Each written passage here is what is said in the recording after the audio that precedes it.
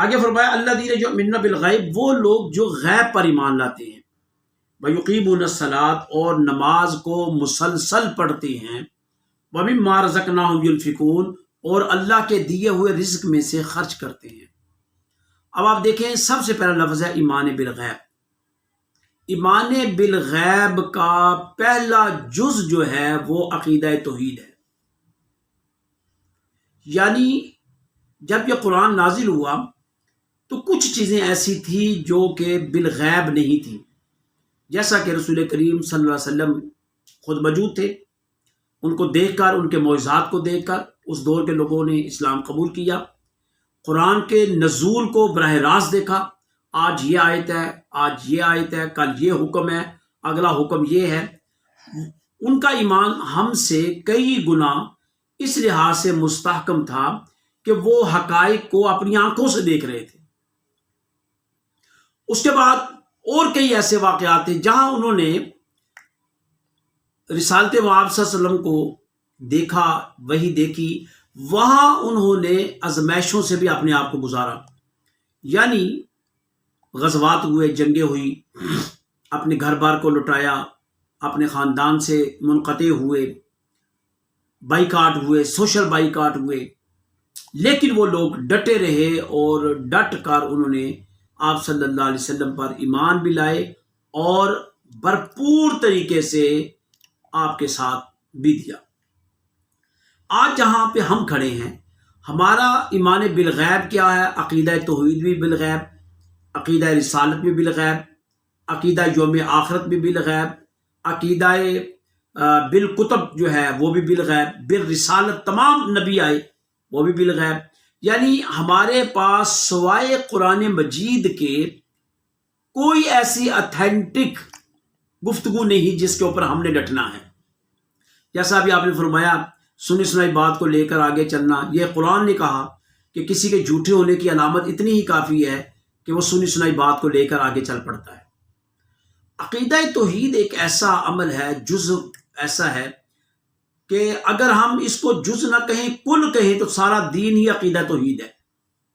یعنی اگر ہماری توحید درست ہے، یعنی اللہ رب العزت کو ایک ماننا، ایک کہنا، ایک کی ماننا، بے مثل و بے مثال ماننا، ذات اور صفات سے یکتا ماننا، ذات اور صفات میں اعلیٰ و عرفہ ماننا، ذات اور صفات میں کسی کو ادنا سے بھی شراکت نہ دینا، یہ ہماری توحید ہے۔ اور توحید جتنی ہماری مضبوط ہوگی اتنا ہمارا ایمان مضبوط ہوگا، جتنی ہماری توحید مضبوط ہوگی۔ تو سب سے پہلا جو درس رسول کریم صلی اللہ علیہ وسلم نے ہمیں دیا وہ ہے عقیدہ توحید، اور جو کلمہ دیا گیا وہ لا الہ الا اللہ، اللہ کے سوا کوئی عبادت کا حقدار نہیں۔ سب سے پہلے اشہد ان لا الہ الا اللہ، میں گواہی دیتا ہوں کہ اللہ کے سوا کوئی عبادت کا حقدار نہیں ہے۔ جب تک ہماری توحید درست نہیں ہوگی تو ہمارا جو رسالت کا چیپٹر ہے وہ کیسے مضبوط ہوگا؟ چونکہ نبی مکرم صلی اللہ علیہ وسلم کو بھیجنے والے اللہ کی ذات ہے، تو اللہ کی ذات کے اوپر جب ہمارا ایمان مضبوط ہوگا، متزلزل نہیں ہوگا، تو پھر ہم تسلیم کریں گے کہ پیغمبر مصطفیٰ صلی اللہ علیہ وسلم اللہ تعالیٰ کی طرف سے بھیجے ہوئے آخری رسول ہیں، آخری نبی ہیں۔ جی سوری کتھا لمحہ، اس کا مطلب یہ ہوا کہ توحید یعنی ایمان میں ہم نے سب سے پہلے خدا شناسی، جی خدا ایگزیکٹ کہ اللہ کو، اللہ کے اوپر غیر پہ ایمان بھی لانا ہے اور سمجھنا ہے کہ خدا شناسی یعنی ہم ان سے رابطہ یا جی کانٹیکٹڈ۔ بالکل صحیح، جیسے اقبال نے کہا نا، اپنے من میں ڈوب کر پاجا سراغ زندگی، تو اگر میرا نہیں بنتا نہ بن اپنا تو بن۔ تو خدا شناسی میں سب سے پہلی کیا ہے؟ اپنے آپ کو دیکھیں، اپنے وجود کو دیکھیں کہ ایسا وجود کوئی بنا سکتا ہے، کوئی انڈسٹری بنا سکتی ہے، کوئی ڈپارٹمنٹل سٹور بنا سکتا ہے، کوئی جدید ترین سائنس بنا سکتی ہے۔ یہ وجود جس کے اندر گوشت پوشت ہے، جس کی آنکھیں کہاں فٹ ہیں، جس کے کان کہاں فٹ ہیں، جس کی زبان کے اندر سے ہزاروں لاکھوں کروڑوں الفاظ نکل رہی ہیں، اور اگر ہم لکھنا شروع کریں تو کاغذ ختم ہو جاتے ہیں، لکھنا شروع کریں تو قلم کی سیاہی ختم ہو جاتی ہے، لیکن وہ جو ویکیبلری اللہ نے زبان کے اندر رکھ دی وہ کہاں رکھی؟ چپ رکھی ہے، وہ اس کے اندر الفاظ ایسے گر رہے ہیں، کیا ہے وہ؟ یہ ایک ایسا ایک عجوبہ، یعنی آپ سمجھ لیں کوئی، یعنی میرے پاس کوئی لفظ ہی نہیں ہوتا جب میں تخلیق انسان کو دیکھتا ہوں کہ قدرت نے ایک ایسا شاہکار تیار کیا، ایک ایسی قدرت تیار کی، ایسا انسان تیار کیا کہ جس کی مثال دی ہی نہیں جا سکتی، انسان خود نہیں دے سکتا۔ لیکن جب انسان اس کے اوپر غور و فکر چھوڑ دیتا ہے تو پھر یہ نمرود اور فرعون بن جاتا ہے، پھر کہے گا کہ میں اصل میں رب ہوں۔ اس کے اندر وہ شیطانیت عود کرتی ہے، اور اگر وہ اللہ کی وحدانیت کو سمجھتا ہے کہ کوئی کائنات کے اندر کوئی ایسی ہستی ہے جس نے مجھے خلق کیا ہے، تو پھر اس کے اندر وہ درویش بن جاتا ہے، پھر عام سا فقیر بن جاتا ہے۔ اب اس چیز کو بیلنس رکھنے کے لیے اللہ رب العزت نے ہمیشہ سے انبیاء اور رسل کو بھیجا، اور ساتھ الہامی کتاب کو بھیجا، اور یہ سلسلہ نبوت آدم علیہ السلام سے شروع ہوا، نبی مکرم صلی اللہ علیہ وسلم تک جا کر ختم ہوا۔ جب یہ ختم ہو گیا، اب نبوت اور رسالت کا تسلسل ختم ہو گیا۔ اس کی سب سے بڑی دلیل کیا ہے؟ قرآن۔ اب یہ قرآن اس جیسی کتاب کوئی دنیا کے اندر نہیں لا سکتا۔ اس کی حقانیت کی دلیل یہ ہے کہ صدیاں بیت گئی، یہ اپنے الفاظ کے ساتھ قائم دائم ہے، جو الفاظ نازل ہوئے تھے ان کے ساتھ قائم دائم ہے۔ اگر آپ کو اختلاف نظر آیا تو سمجھنے میں نظر آیا نا، ترجمے میں نظر آیا، تشہیر میں نظر آیا، مفہوم میں نظر آیا، اور یہ ایک بہت بڑا اختلاف تھا۔ اگر یہ نہ نظر آتا تو قرآن جامد ہو جاتا۔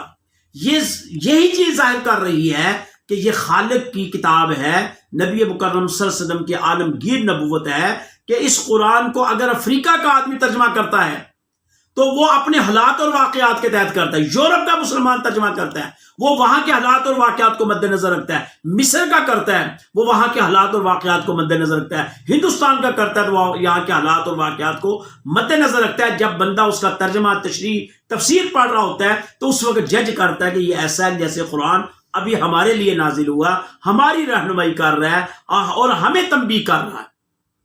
اب آپ ایک چیز، ایک چیز میں آپ آپ فرمائیں۔ قرآن مجید یہ اس کا اتنا ہے، دیکھیں قرآن کے 30 سپارے ہیں، 30 جلدیں اس کی مرتب ہوئی ہیں ترجمہ اور تشریح میں۔ قرآن کی 7 منزلیں ہیں، 7 جلدوں میں قرآن کو لایا گیا۔ قرآن کی 114 صورتیں ہیں، 114 جلدیں بنائی گئی۔ وہ لوگ کون تھے جنہوں نے قرآن کے اوپر ریسرچ اور تحقیق کی اور اس کے موتی بکھیر کے رکھ دیے؟ سینکڑوں جلدیں۔ کئیوں نے قرآن کو فقہ کے اعتبار سے اس سے احکام نکالے، کئیوں نے حدیث کے اعتبار سے اس کے اندر خاص نکتے نکالے، اور کئیوں نے عقلی دلائل کے ذریعے قرآن سے بہت سارے نتائج اور بہت سارے واقعات کو سامنے لے کر آئے۔ تو یہ قرآن کا بہت بڑا خاصہ اور بہت بڑا معجزہ ہے قرآن کا۔ تو یہ معجزہ کس بات کی دلیل ہے؟ توحید کی دلیل ہے۔ یہ اس خدائے وحدہ لا شریک کی صداقت کی دلیل ہے کہ جو کلام آج سے 1400 سال پہلے نازل ہوا، ایگزیکٹ وہی آج ہمارے سامنے موجود ہے۔ پھر اس کی اور دلیل میں آپ کو بتاؤں عقیدہ توحید کی۔